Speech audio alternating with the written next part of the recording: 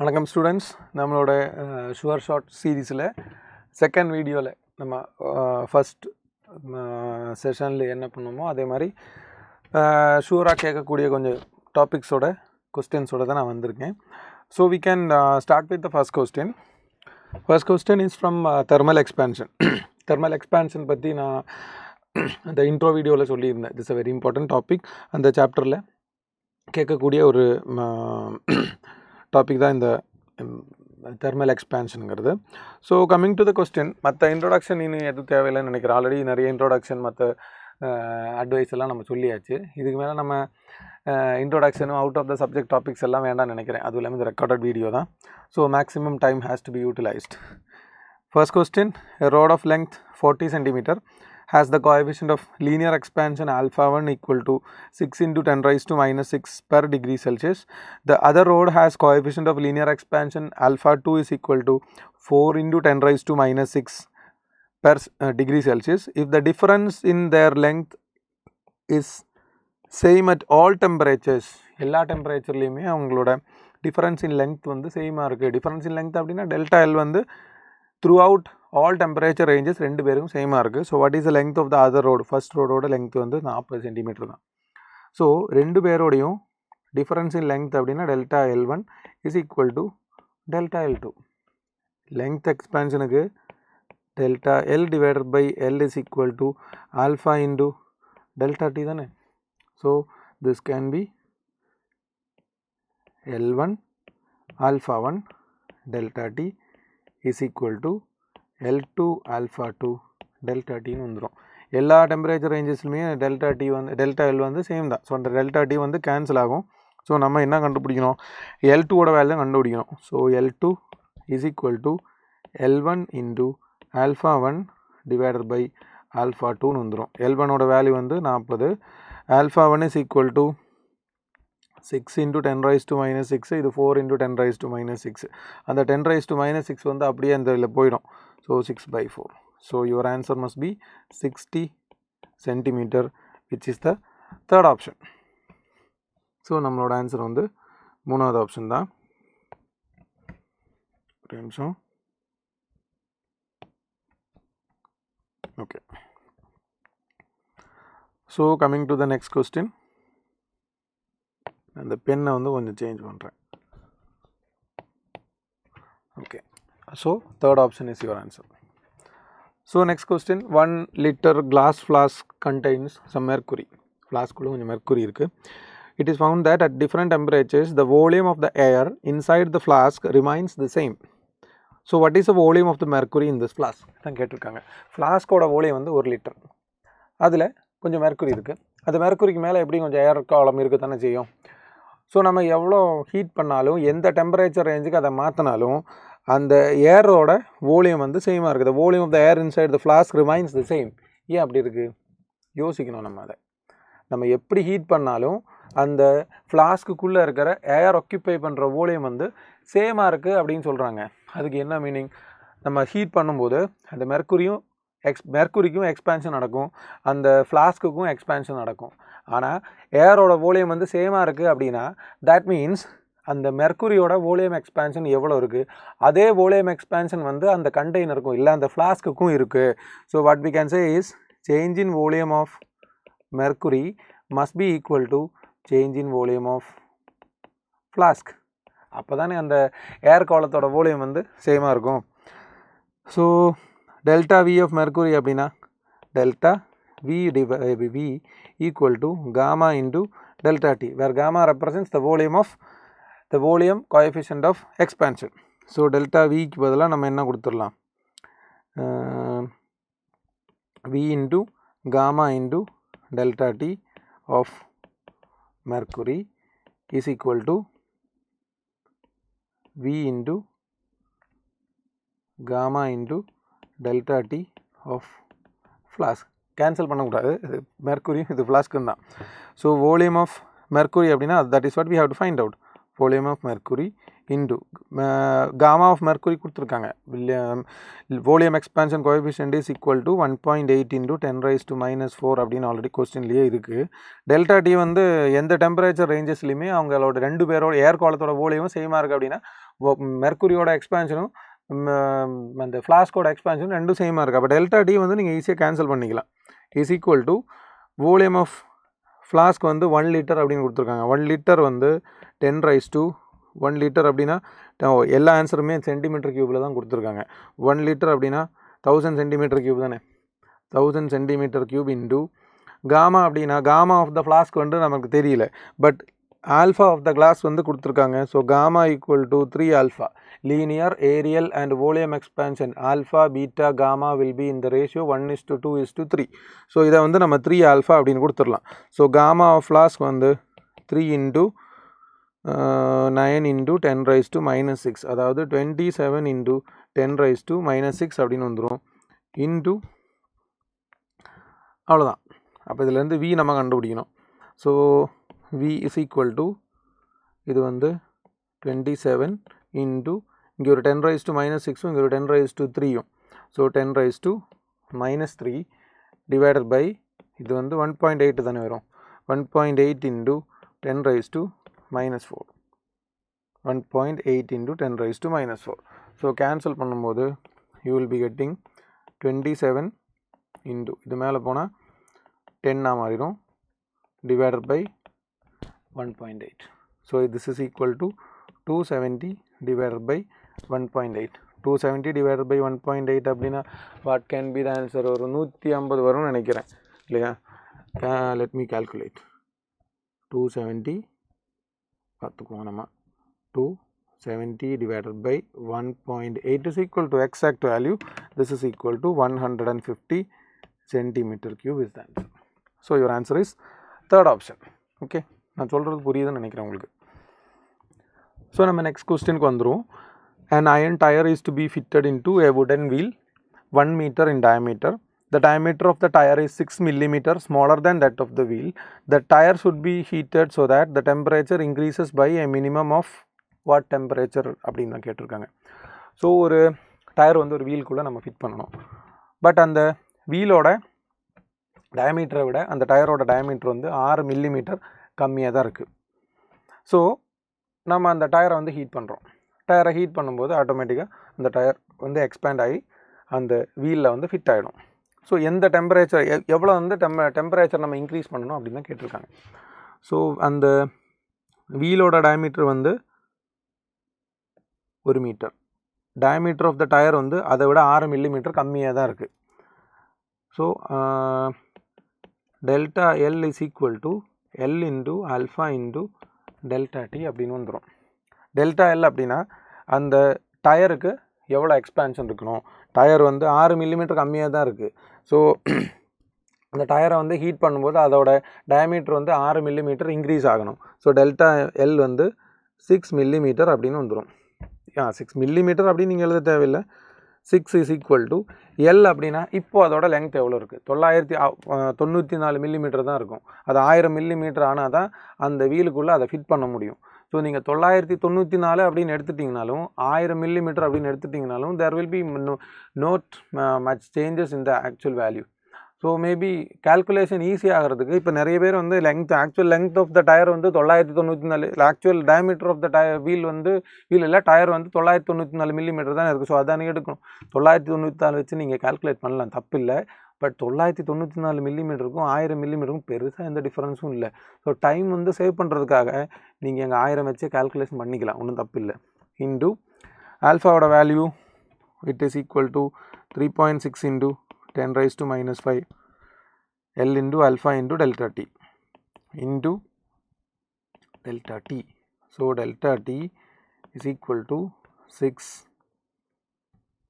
divided by 1000 into 3.6 into 10⁻⁻5.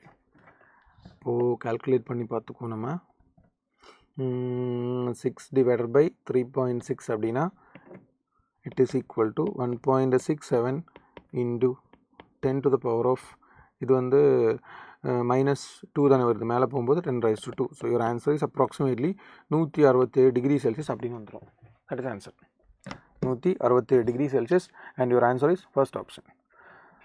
So அடுத்த question என்ன கேட்டிருக்காங்க? Monoatomic ideal gas is at 17 degrees Celsius and suddenly compress. Suddenly எங்க வார்த்தை கொடுத்துருக்காங்களோ அந்த suddenly அப்படின்னா it represents adiabatic.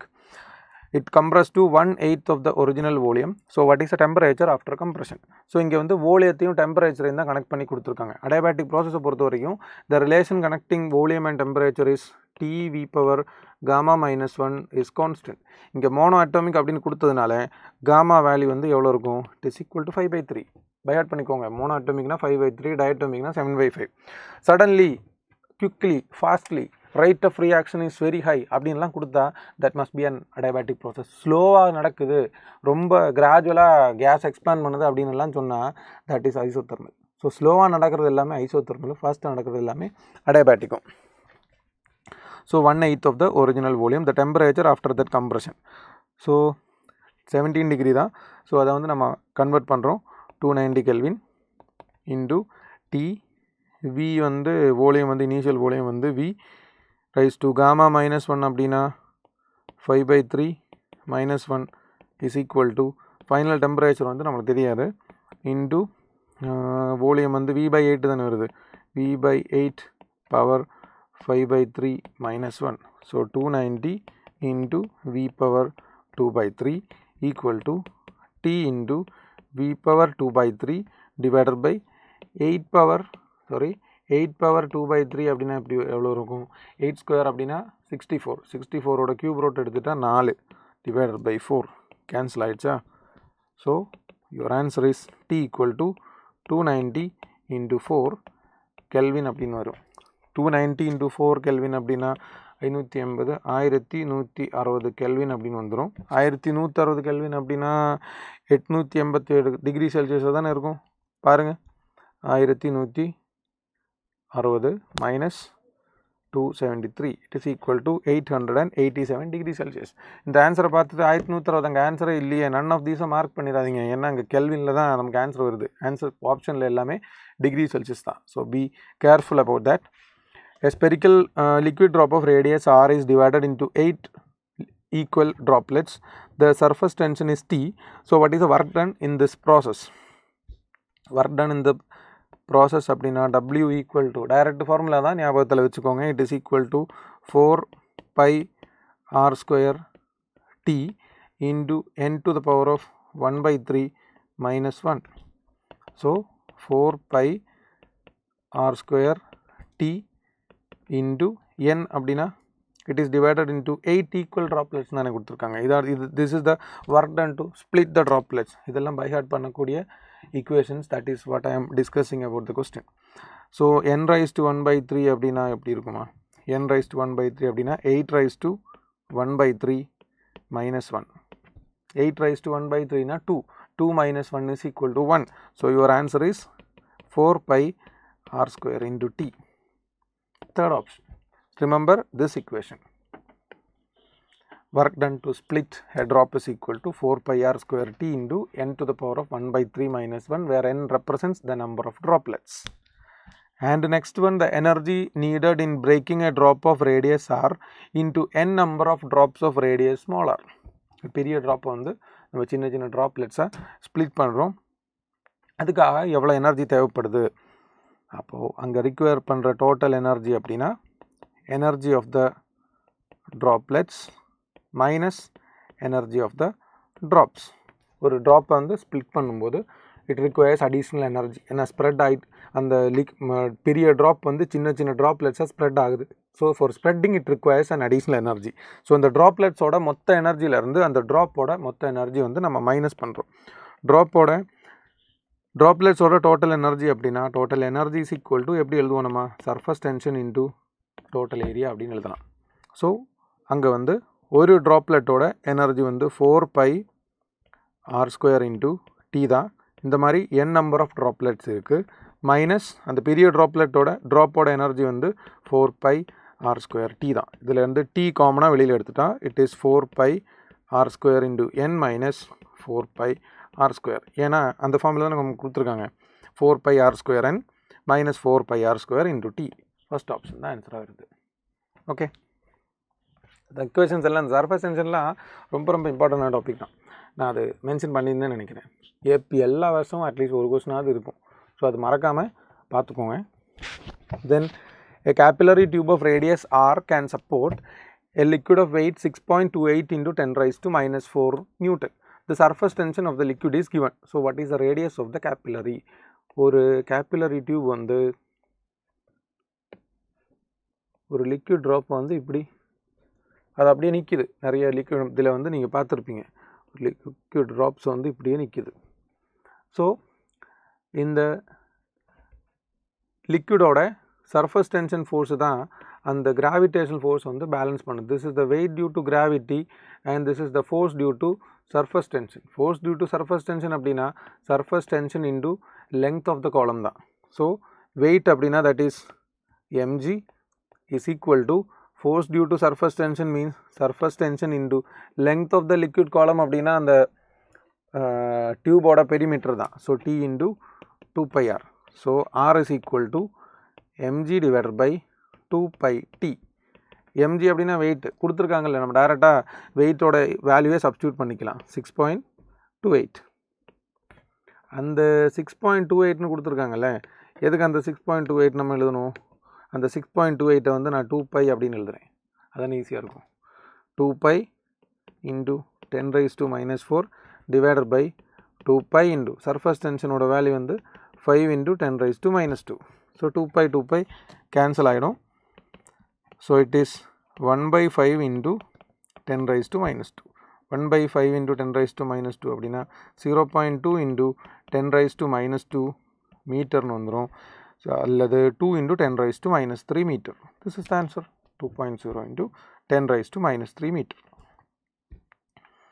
Then next one, இது ஃப்ளோ ஆஃப் விஸ்கோசிட்டியில் இருந்தால் அந்த கொஸ்டின்.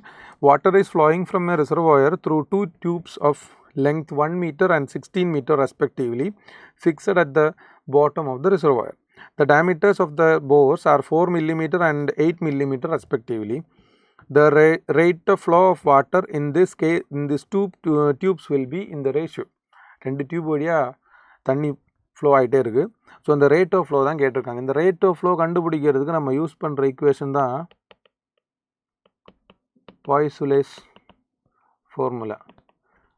பாய்சுலேஸ் ஃபார்முலா பொறுத்த வரைக்கும் rate of flow means volume divided by time, which is equal to pi p r raised to 4 divided by 8 eta L. Sorry, இங்கே ரெண்டு பேருமே same pressure தான் எக்ஸ்பீரியன்ஸ் ஆகுது. pi is constant, 8 eta both are constant. So இங்கே rate of flow of liquid is directly proportional to r raised to 4 divided by L அப்படின்னு வருது. So r1 divided by r2 is equal to radius oda r1 divided by r2 whole raised to 4 into L2 divided by L1 அப்படின்னு வந்துடும். ரேடியஸோட ratio அப்படின்னா டயமீட்டரோட ratio same தான். The diameter of the bores are 4 millimeter and 8 millimeter. So 4/8 டயமீட்டரோட ratio என்ன வருதோ அதே ratio தான் ரேடியஸ்க்கும். 1/2 4/8 1/2 whole raised to 4 into L2 divided by L1. L2 by L1 அப்படின்னா 16 divided by 1. This is 1/16 into 16 by 1 which is equal to 1:1. First option. இந்த equation எல்லாம் நீங்கள் நிறைய பேர் பார்த்துருக்க மாட்டீங்க, but that is the one which has to be noted.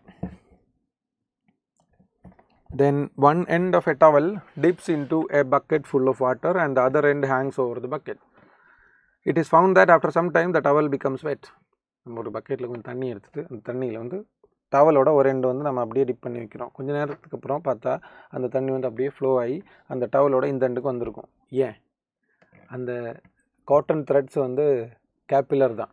சரி, சின்ன சின்ன கேப் இருக்கும் அதில், அந்த கேப் வழியாக தண்ணி வந்து அப்படியே மேலே வந்துடும் against gravity. So answer is because of the capillary action of the cotton threads. Second option தான் ஆன்சர். இது NCERT டெக்ஸ்ட்லேருந்து டைரெக்டாக எடுத்த கொஸ்டின் அது. Then next one, a sphere of radius r is gently dropped in a liquid of viscosity eta in a vertical uniform tube. It attains a terminal velocity of v. Another sphere of radius 2r when dropped into the same liquid will attain a terminal velocity. என்ன பண்ணலாம் நம்ம? terminal velocity ஓட equation, terminal velocity equal to 2/9 r square g into rho minus d divided by eta. பெரிய equation தான், வேறு வழியில் நம்ம by heart பண்ணி தான் ஆகணும். ஸோ இதில் மற்ற ஃபேக்டர்ஸ் எல்லாம் கான்ஸ்டண்ட்டாக இருக்குது. Terminal velocity directly proportional to square of the radius தான், முடிஞ்சு போச்சு நம்ம வேலை. So v1 divided by v2 is equal to r1 divided by r2 raise to 2. v1 அப்படின்னா v2 வந்து நம்ம கண்டுபிடிக்கணும். What is the radius? Initial radius வந்து r, ஃபைனல் ரேடியஸ் வந்து 2r whole raise to 2. So this is equal to 1/4. So v2 is equal to 4 times v. That is the answer. This is another equation. Then this is again from viscosity. A layer of glycerin of thickness 1 millimeter is present between a large surface area and a large surface area, and the surface area is 0.1 meter square. With what force the small surface is to be pulled so that it moves with a velocity of 1 meter per second? Coefficient of viscosity is given. இது வந்து நம்ம solve பண்ணுறது Newton's formula of viscosity வச்சு தான். Newton's formula என்ன சொல்லுது? the force of viscosity between two liquid layers equal to eta, coefficient of viscosity into A into dV divided by Tx. So what will be the force? Eta வந்து 0.07 வந்து நான் 7 into 10 raised to minus 2 அப்படின்னு எழுதுகிறேன். Area வந்து 0.1 metre square, அப்போ 10 raised to minus 1ஆகவே இருக்கட்டும். Velocity வந்து எவ்வளோ கொடுத்துருக்காங்க? வெலோசிட்டி வந்து 1 metre per second divided by dx வந்து அந்த டிஃப்ரென்ஸ், திக்னஸ் வந்து 1 millimeter, அப்போ 10 raised to minus 3 அப்படின்னு வந்துடும். So this is 7 into 10 raised to minus 3 divided by 10 raised to minus 3. Cancel ஆகி போனால் your answer will be 7 Newton. So இதெல்லாம் நம்மளுக்கு ஃபெமிலியர் இல்லாத, ஆனால் நம்ம கன்ஃபார்மாக நிறைய கொஸ்டின் பேப்பரில் ரிப்பீட் பண்ணதுனால கேட்குறதுக்கு வாய்ப்பு இருக்கிற டாபிக்ஸ் தான். இந்த நியூட்டன்ஸ் ஃபார்முலா, பாய்சோலஸ் ஃபார்முலாலாம் என்சிஆர்டியில் ஏதோ ஒரு இடத்துல சின்னதாக கொடுத்துருப்பாங்க, நம்ம கவனிக்க மாட்டோம். But this has to be noted. புரியுதா? தென் இப்போ நம்ம டிஸ்கஸ் பண்ண இப்போ ஃபஸ்ட்டு வீடியோலையும் சரி, இந்த வீடியோலையும் சரி, நம்ம டிஸ்கஸ் பண்ண எல்லா கொஸ்டின்ஸுமே நான் ஆல்ரெடி மென்ஷன் பண்ணி இந்த டாபிக்ஸில் இருந்தால். ஸோ அந்த டாபிக்ஸோட வீடியோ பார்த்துட்டு இதை பாருங்கள். ஸோ ஒவ்வொரு டாப்பிக்கும் இந்த டாபிக்ஸில் இருந்தால் நம்ம கொஸ்டின் டிஸ்கஸ் பண்ணுறோம் அப்படின்னு ஒரு ஐடியாவில் சிமிலர் கொஸ்டின்ஸ் வந்து நீங்கள் ஒர்க் அவுட் பண்ணுங்கள். Okay. So next one, 2 samples of air A and B having the same composition and initially at the same temperature and pressure are compressed from a volume of V to V/2. The sample of A is isothermally and the sample B is adiabatically. வோலியம் தான் ரெண்டு பேரும். Initial வோலியம் விலேருந்து V/2க்கு வந்து நம்ம compress பண்ணுறோம். So final pressure வந்து எப்படி இருக்கும் தான் கேட்டிருக்காங்க. ஒரு கிராஃப் வச்சே நம்ம இதை ஈஸியாக ஆன்சர் பண்ணிடுவோம். Pressure versus volume. ஐசோதர்மலோட ஸ்லோப் வந்து ஞாபகத்தில் வச்சுக்கோங்க, ஐசோதர்மலோட ஸ்லோப் வந்து கம்மியாக இருக்கும், அடியாபேட்டிக் எக்ஸ்பான்ஷனோட ஸ்லோப் வந்து அதிகமாக இருக்கும். ஸோ இதுதான் ஐசோதர்மல் ப்ராசஸ். அடியாபேட்டிக் வந்து நம்ம இப்படி எடுத்துக்கலாம். Initial volume V, final volume V/2. இப்போ நீங்கள் பார்த்தீங்கன்னா தெரியும், இனிஷியலி அவங்களோட ப்ரெஷர் வந்து P1, ஐசோதர்மலோட ஃபைனல் ப்ரெஷர் வந்து P3, அடியாபேட்டிக்கோட ஃபைனல் ப்ரெஷர் வந்து P1, இது P2 எடுத்துக்கங்க, இது P3 எடுத்துக்கங்க. ஸோ இந்த ஐசோதர்மல் ப்ராசஸில் இனிஷியல் ப்ரெஷர் P1லேருந்து P2ன்ற ப்ரெஷருக்கு தான் வருது. அடியாபேட்டிக்கான P1லேருந்து P3க்கு தான் வருது. ஸோ இந்த கிராஃபிலேருந்து நீங்கள் என்ன புரிஞ்சுக்கலாம்? The final pressure of isothermal process is greater than the final pressure of adiabatic process. அடியாபேட்டிக்கோட ஃபைனல் ப்ரெஷர் வந்து P3 தான், ஆனால் ஐசோதர்மல் பாருங்கள், ஐசோதர்மலோட ஃபைனல் ப்ரெஷர் வந்து P2 வரைக்கும் தான் வருது. அடியாபேட்டிக் வந்து இன்னும் கீழே வருது. Adiabatic changes will be always greater than isothermal changes. So அதனால் அடியாபேட்டிக்கோட ப்ரெஷர் வந்து இன்னும் கொஞ்சம் கம்மியாக இருக்கும். So final pressure will be greater in the case of isothermal process. So what will be the answer சொல்லுங்கள்? The final pressure of A வந்து isothermal தானே. So final pressure of A is greater than that of B வந்து adiabatic தான். So adiabatic final ப்ரெஷரை விட isothermal final pressure வந்து கொஞ்சம் அதிகமாக இருக்கும். இந்த கிராஃபிலேயே நம்ம எடுத்துக்குவோம். இல்லைன்னா நம்ம ஈக்குவேஷன்ஸ் வச்செல்லாம் சால்வ் பண்ணலாம், பட் அதுக்கான டைம் வந்து அப்போ உங்கள்கிட்ட இருக்காது. அதனால தான் இந்த ஷார்ட்கட் மெத்தடே நான் சொல்கிறேன். ஸோ இந்த கம்பேரிசன் கேட்டால் ரெண்டுக்கும் கிராஃப் வரைஞ்சிருங்க. ஸோ கிராஃப் வரைஞ்சாலே நம்மளுக்கு தெரியும் எந்த ப்ரெஷர் வந்து அதிகமாக இருக்குது, எந்த ப்ரெஷர் வந்து கம்மியாக இருக்குது அப்படின்னு. இதில் இன்னொரு கொஸ்டின் கூட கேட்கலாம், எதில் வந்து ப்ரெஷர் சேஞ்ச் ஜாஸ்தியாக இருக்குது அப்படின்னு கூட கேட்கலாம். அடியாபேட்டிக்கில் ப்ரெஷர் சேஞ்ச் வந்து இவ்வளோ இருக்குது, ஆனால் ஐசோதெர்மலில் ப்ரெஷர் சேஞ்ச் வந்து இவ்வளோ இருக்குது. ஸோ ப்ரெஷர் சேஞ்சு தான் கேட்டாங்க அப்படின்னா அது அடியாபேட்டிக் தான் ஜாஸ்தியாக இருக்கும். ப்ரெஷர் எதில் அதிகமாக இருக்குது அப்படின்னு கேட்டால் அது ஐசோதெர்மலில் தான் ஃபைனல் ப்ரெஷர் ஜாஸ்தியாக இருக்கும். புரியுதுன்னு நினைக்கிறேன். தென் for an adiabatic expansion of a perfect gas, the value of delta P by P, ஒரு adiabatic ப்ராசஸோட கிராஃப் எடுத்துகிட்டு நம்ம அதோட ஸ்லோப்பு கண்டுபிடிச்சிட்டா ஸ்லோப் ஆஃப் த கிராஃப் வந்து delta P divided by delta V equal to minus gamma into P by V அப்படின்னு வந்துடும். So delta P divided by P is equal to minus gamma into delta V by V. That is answer. இது வந்து adiabatic ப்ராசஸோட slope equation தான். Delta P by delta V equal to minus gamma into P by V. அதை வந்து நம்ம rearrange பண்ணிட்டா delta P by P is equal to minus gamma into delta V by V அப்படின்னு answer வந்துடும். Okay. In a particular experiment, a gas undergoes an adiabatic expansion satisfying the equation Vt raised to 3 is a constant. The ratio of the specific heats gamma equal to gamma அப்படின்னா Cp divided by Cv தான். அதுக்குன்னு இதில் Cp Cvலாம் நீங்கள் கண்டுபிடிக்க வேண்டாம். நம்மளுக்கு adiabatic ப்ராசஸோட standard equation Tv raise to gamma minus 1 is constant. இதை வந்து நான் gamma minus 1 ரூட் எடுக்கிறேன். So this will become Vt rice to 1 by gamma minus 1 is constant. இந்த இக்குவேஷனையும் இதையும் நான் கம்பேர் பண்ணும்போது 1 by gamma minus 1 is equal to 3 அப்படின்னு வந்துடும். So gamma minus 1 equal to 1 by 3. So gamma equal to 1 plus 1 by 3, that is 4 by 3. This is the shortest method. Okay.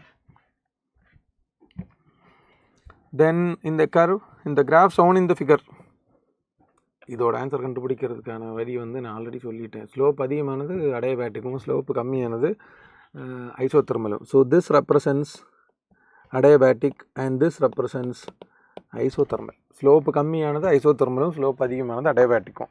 So B represents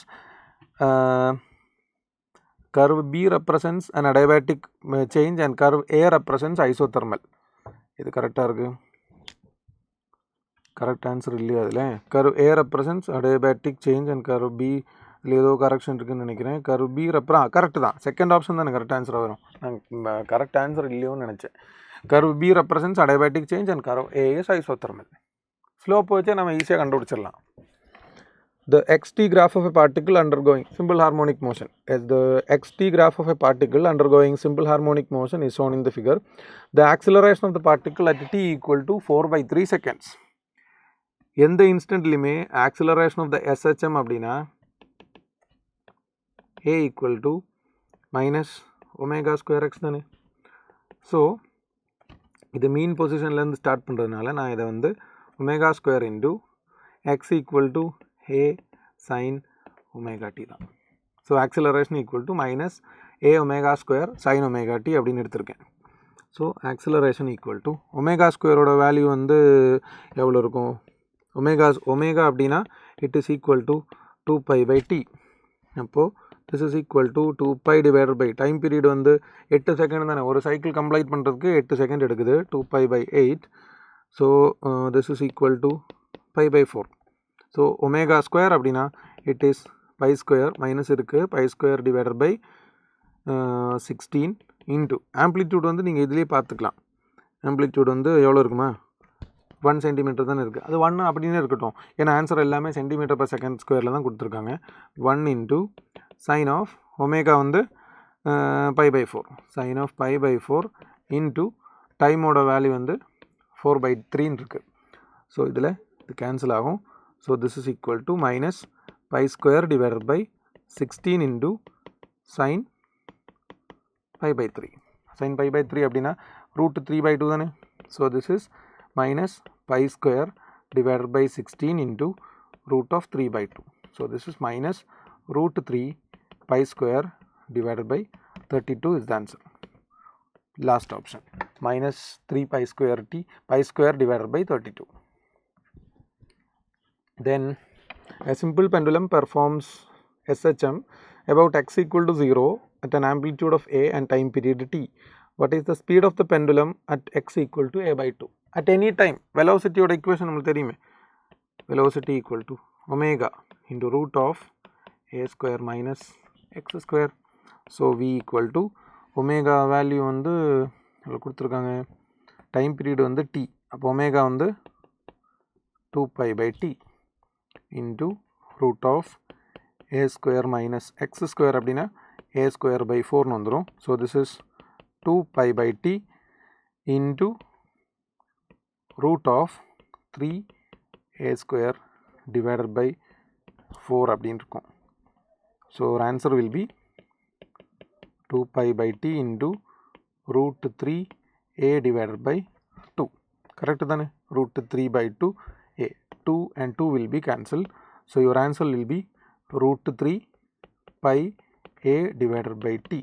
root 3 pi a by t na second option na. This is the answer. And next one, the fundamental frequency. இது first yearல second volumeல நான் சொன்ன last topicsல ஒன்று தான், stationary waves forms in open pipe and closed pipe. If the fundamental frequency of a pipe closed at one end is 512 hertz, ஒரு closed pipe இருந்தால் அதோட fundamental frequency ஓட equation closed pipe equal to v by 4l தான். அந்த v by 4l தான் நம்மளுக்கு 512 hertz அப்படின்னு கொடுத்துருக்காங்க. So what is the fundamental frequency of a pipe of the same dimension, length same but open at both ends? So fundamental frequency of open pipe equations by heart பண்ணுறது தான் இவ்வளோ simple questions வந்து நான் இப்போ இதில் discuss பண்ணிகிட்டு இருக்கேன். It is equal to v divided by 2l. இதை வந்து இதோட 2 times தானே. So this is equal to v by 4l வந்து 512. இப்போ v by 2l அப்படின்னா this is 2 into v by 4l தான் இருக்கும். So that is 2 into 512. That is 1024 hertz அப்படின்னு answer. First option. Okay. Then நம்ம அடுத்த கொஸ்டினுக்கு போகலாமே. An organ pipe has a fundamental frequency. Open organ pipe has a fundamental frequency of 300 hertz. The first overtone of this organ pipe, open பைப்பை பொறுத்த வரைக்கும் அதில் எல்லா ஹார்மோனிக்ஸுமே க்ரியேட் ஆகிட்டே இருக்கும். 1:3 2:3 4:2. ஆனால் க்ளோஸ் பைப்பில் வந்து ஓடு ஹார்மோனிக்ஸ் மட்டும்தான் இருக்கும், 1:3 5. ஈவன் ஹார்மோனிக்ஸ் எல்லாமே அதில் எலிமினேட் ஆகிரும். An open organ pipe has a fundamental frequency of 300 hertz. The first overtone of this organ pipe is same as the first overtone of a closed organ pipe. இந்த open பைப்போட first ஓவர்டோன் எடுத்தேன் அப்படின்னா அடுத்த repetition. இப்போ open பைப்பை பொறுத்த வரைக்கும் அதில் generate ஆகிற எல்லா ஹார்மோனிக்ஸும் ஃபண்டமெண்டல் ஃப்ரீக்குவன்சியோட 1:2 3:4 அப்படின்ற ரேஷியோவில் தான் இருக்கும். க்ளோஸாக இருந்தால் அதில் வந்து ஓடு ஹார்மோனிக்ஸ் மட்டும்தான் இருக்கும். ஈவன் ஹார்மோனிக்ஸ் எதுவுமே இருக்காது அதில். ஸோ ஃபண்டமெண்டல் ஃப்ரீக்குவன்சி 1 அப்படின்னா அடுத்த ஃப்ரீக்குவன்சி வந்து 3 5 7 அப்படின்னு இருக்கும். இதுதான் ஃபண்டமெண்டல் ஃப்ரீக்குவன்சி. அந்த ரெண்டாவது வர்ற அந்த ஃப்ரீக்குவன்சியை தான் நம்ம ஃபஸ்ட்டு ஓவர்டோன் அப்படின்னு சொல்கிறோம். ஓவர்டோன் அப்படின்னா ஃபஸ்ட்டு ஓவர்டோன் அப்படின்னா அந்த ஃபண்டமெண்டல் ஃப்ரீக்குவன்சிக்கு அடுத்து அந்த பைப்பில் வந்து ஜென்ரேட் ஆகிற ஃப்ரீக்குவன்சி எதுவோ அதை தான் நம்ம first overtone. Overtone means repetition. So first overtone means first repetition. So open பைப்பை பொறுத்த வரைக்கும் அதோட ஃபண்டமெண்டல் ஃப்ரீக்குவன்சி வந்து 300. அப்போது first overtone of this organ pipe அப்படின்னா ஃபஸ்ட்டு ஓவர்டோன் மீன்ஸ் ஃபண்டமெண்டல் ஃப்ரீக்குவன்சியோட டபுள். அப்போ ஃபஸ்ட்டு ஓவர்டோன் மீன்ஸ் 600 ஹெர்ட்ஸ். இது வந்து எதுக்கு ஈக்குவலாக இருக்குதுன்னு சொல்கிறாங்க. The first overtone of this organ pipe is same as the first overtone of a closed organ pipe. Closed organ pipe ஓட first overtone க்கு ஈக்குவலாக இருக்குது. Closed overtone ஓட first overtone அப்படின்னா it is 3 times fundamental frequency. அப்போது அதோட fundamental frequency வந்து 200 hertz அப்படின்னு வந்துடும். இந்த 200 hertz வந்து நம்ம எப்படி எழுதுவோம், v divided by 4l அப்படின்னு எழுதலாம். So this is speed of sound வந்து 328 டிவைடட் பை வேல்யூ அப்படி தான் கொடுத்துருக்காங்க, 4 into length of the pipe. So length of the pipe equal to 328 divided by 4 into 200 அவ்வளோ மீட்டர் அப்படின்னு இருக்கும். ஸோ வேல்யூ வந்து நம்ம கொஞ்சம் ஃபாஸ்ட்டாக கால்குலேட்டர்லேயே பார்த்துப்போம்.